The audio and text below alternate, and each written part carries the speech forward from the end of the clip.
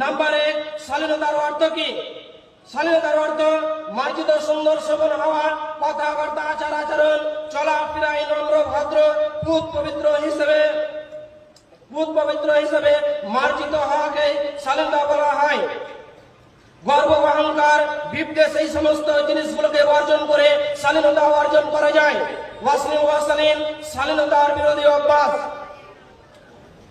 কুসংস্কার, অহংকার, কুরুচি জীবনযাপনে উৎসাহিত করে অশালীনতা। তাই বিশেষ করে অশালীনতার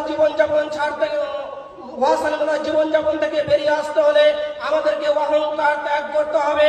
আল্লাহ রাব্বুল আলামিন বলেন, ইন্নাল্লাহা লা ইউহিব্বু মান কানা মুখতালান ফাখুরা, নিশ্চয় আমি ওই সমস্ত মানুষকে আমি পছন্দ করি না যারা দুনিয়াতে দাম্ভিকতা দেখিয়ে, অহংকার দেখিয়ে চলাচল করে।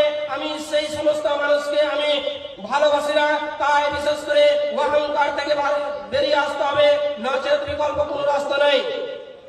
শালীনতার গুরুত্ব। ইসলাম